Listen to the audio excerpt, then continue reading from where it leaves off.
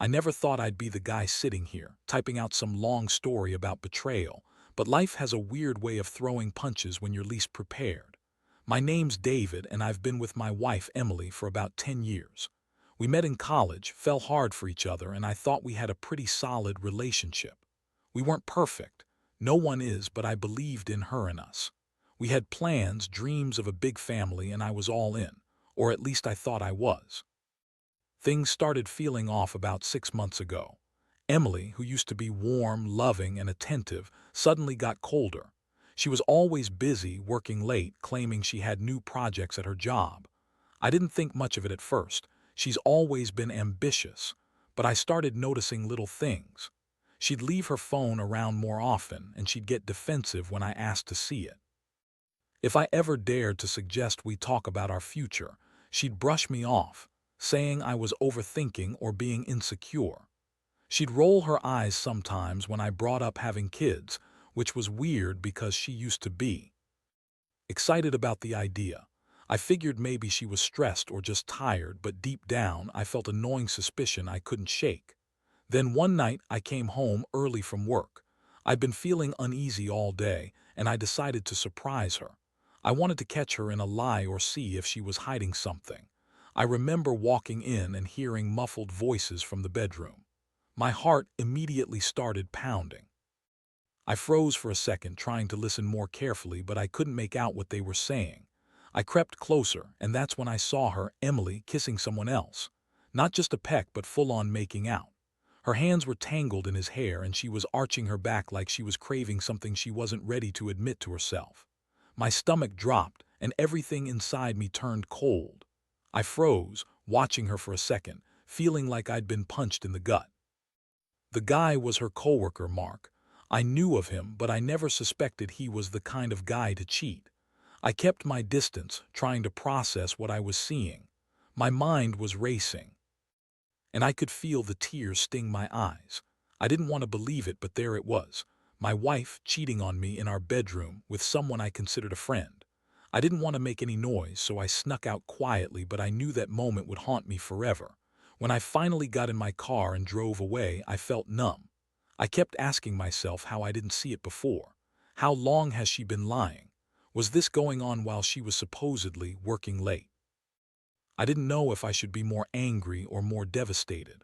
All I could think about was her bitchy attitude lately, her dismissiveness, and how she'd been lying straight to my face about everything. The worst part, I still loved her, or at least I thought I did. But that night, I realized I'd never really known her at all. After I saw her with Mark that night, everything changed. I couldn't sleep, I couldn't eat. I just kept replaying the scene in my head over and over. The way she looked, the way she kissed him like she was craving something she'd never get from me again.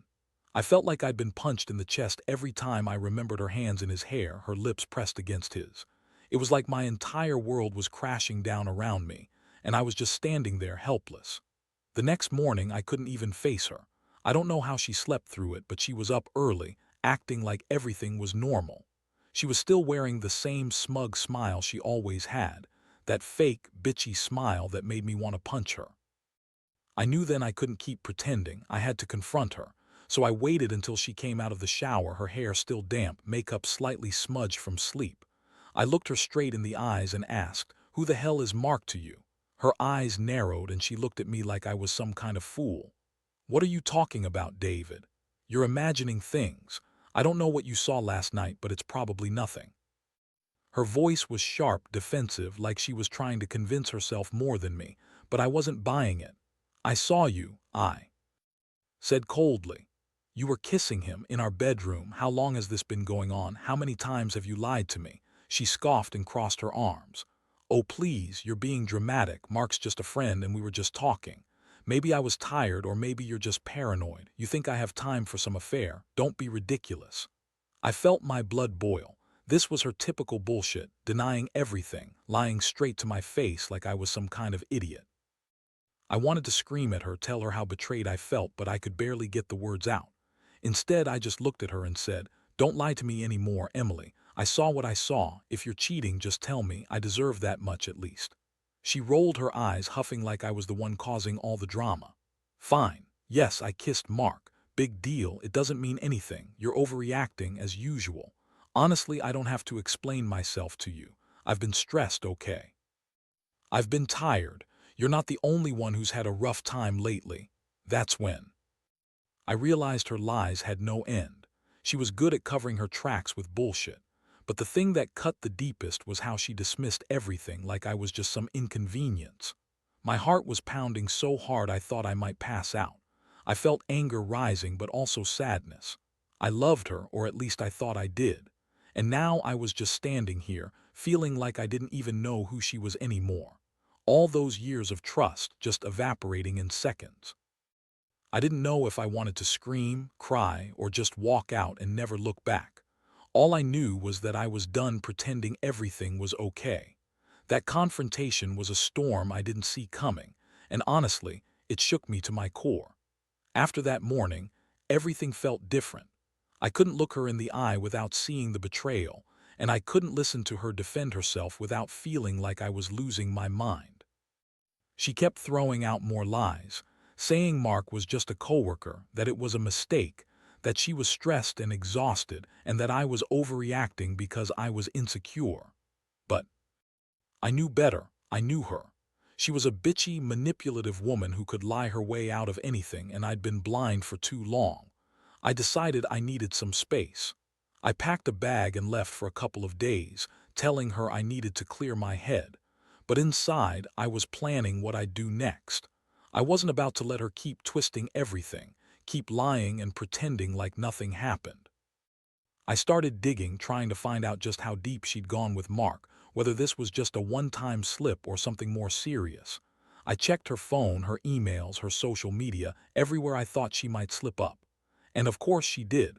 I found messages, text messages, Snapchat snaps, even some suggestive comments on her Instagram. It was all there. She was outright flirting, saying things that made my stomach turn. "Can't wait to see you tonight." One message read, posted just a few days before I caught her kissing Mark. There were others too, with her calling him babe, cutie, all that bullshit. And she had lied about everything, about working late, about her stress, about her friendship.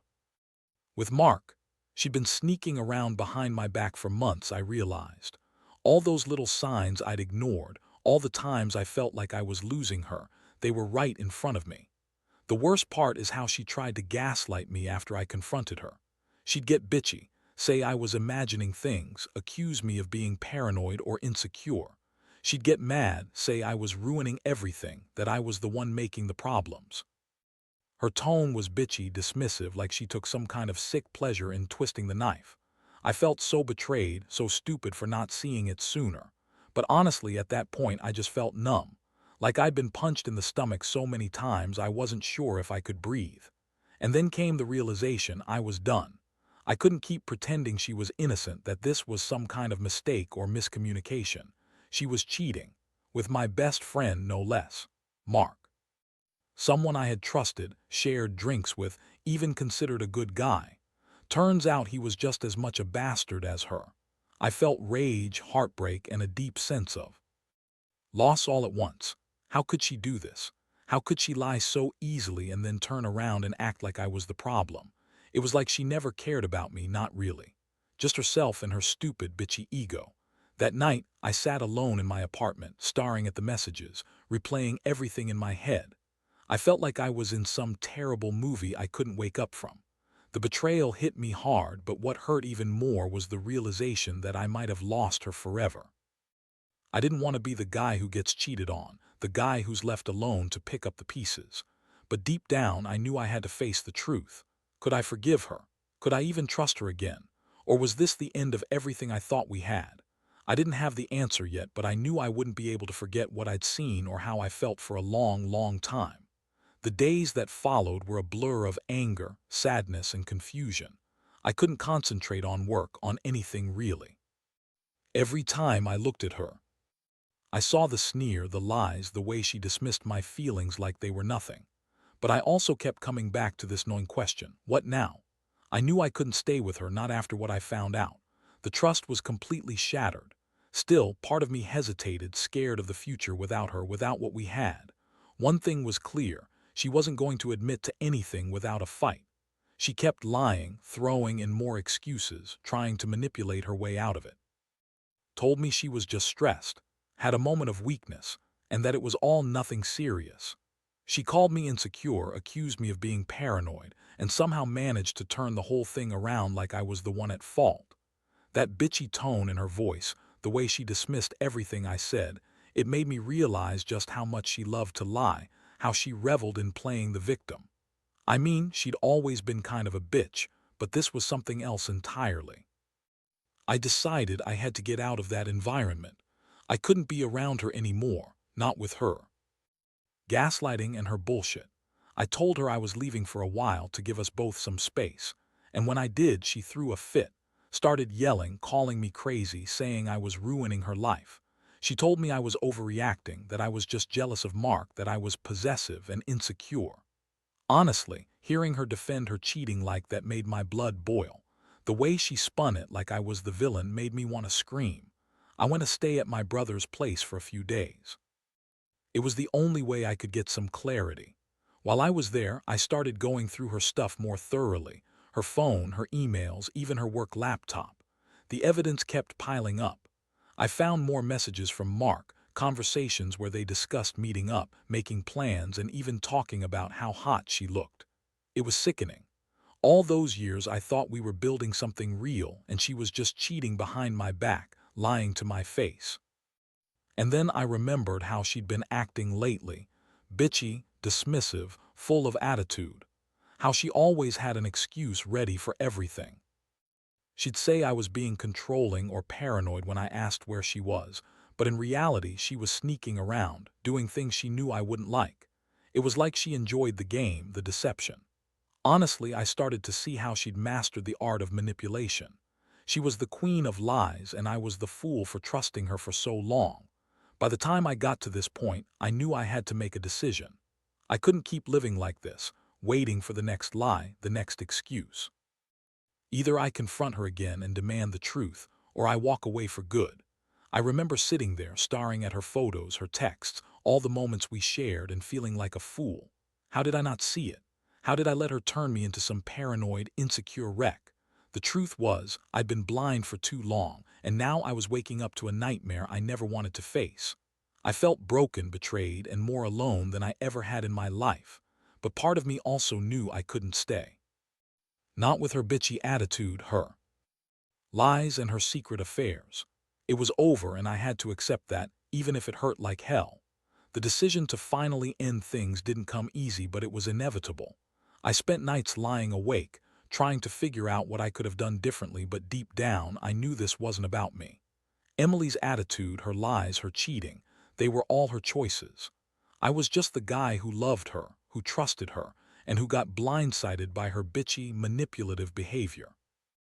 I realized that staying would only give her more power, more room to lie and manipulate. I couldn't be part of that anymore. The confrontations that followed were even uglier.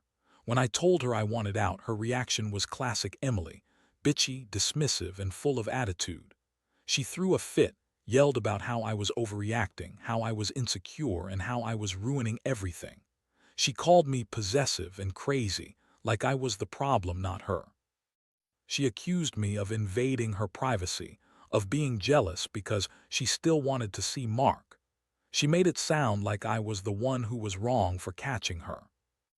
That tone, that attitude, it made me realize how much she loved to twist things around, how she thrived on drama and control. I told her it was over, that I couldn't do this anymore. I'd been betrayed by someone I loved, and I wasn't going to stick around to be her punching bag. I packed my things, told her I'd file for divorce, and walked out the door. The moment I closed that door behind me, I felt a strange mix of relief and heartbreak. Relief because I was finally free from her bitchy attitude, her lies, her manipulations. Heartbreak because I'd lost someone I once believed in, someone I thought loved me. But I also knew that staying would only hurt me more. In the weeks that followed, I focused on myself. I went to therapy, talked to friends, and tried to rebuild my confidence. Seeing her posturing with Mark, acting like everything was fine, made me realize how much she loved to play the victim. She blamed me for everything, saying I was the reason she cheated, when in reality she was the one who crossed every line. I learned that some people, especially women like Emily, can be bitchy, manipulative, and utterly dishonest, and that sometimes the only way to heal is to walk away, no matter how much it hurts. Now, I look back and ask myself how someone I trusted could turn out to be so different from what I thought. I wonder if I was ever really with the same person all those years. That betrayal changed me. I'm more cautious now, more wary of fake smiles and pretty words. But I also know I deserve better. I deserve someone who's honest, who respects me, and who doesn't lie about their feelings or sneak around with my supposed best friend. If I could give any advice to anyone in a similar situation, it would be this: trust your gut. Don't ignore the warning signs, no matter how much you love someone, because eventually the truth comes out, and when it does, it's often worse than you ever imagined. Protect yourself. Don't be afraid to walk away, even if it feels like the end of the world. Because the truth is, life moves on better, stronger, and more real after the betrayal. And you owe it to yourself to find that happiness, even if it means starting over alone. Looking back, I realized that betrayal changes you in ways you never expect. It's like your entire foundation crumbles overnight, and suddenly you're questioning everything you thought you knew about love, trust, and even yourself. Emily's bitchy attitude, her lying, her sneaky affair with Mark, it all revealed a side of her I never wanted to see. I used to think she was the woman I'd spend my life with, the one I'd build a future and maybe have a family with. Now I see her for what she really was, someone who valued her ego and her secrets more than honesty or commitment. The pain of losing her, especially after so many years, is still there. But what's worse is the realization that I was so blind. I kept making excuses, ignoring the signs, purely because I loved her. I thought if I just tried harder or was more patient, she'd come back around, that somehow we'd fix it. But that was a lie I told myself because I didn't want to face the truth. She was never really committed to us. She was just pretending, and I was her fool. Now, I'm trying to rebuild not just my life but my sense of self. I've gone through therapy, surrounded myself with friends who remind me I'm worth more than someone who would cheat and lie. It's not easy. Some nights I still feel the sharp sting of betrayal, the loneliness of knowing I was so easily betrayed by someone I trusted implicitly. But I also feel a strange sense of liberation. I finally see things clearly. I see Emily for what she was, a manipulative, bitchy woman who loved to lie and control the narrative. This experience has taught me a lot about boundaries, about listening to my instincts, and about never settling for less than I deserve. I learned that real strength isn't just about holding things together when everything falls apart. It's about having the courage to walk away, even when it hurts like hell. It's about valuing myself enough to say, no more. Because the truth is, I'm better off without her. I'm better off alone than with someone who treats love like a game, who betrays and manipulates just to get her way. To anyone reading this who might be going through something similar, know that you're not alone. Trust your gut. Do. Ignore the red flags, no matter how much you want things to work out. And if you find yourself betrayed, remember that healing is possible. It takes time, patience, and a lot of self-love, but you will come out stronger on the other side. Because no matter how much it hurts, life moves forward. And sometimes walking away is the only way to find peace again.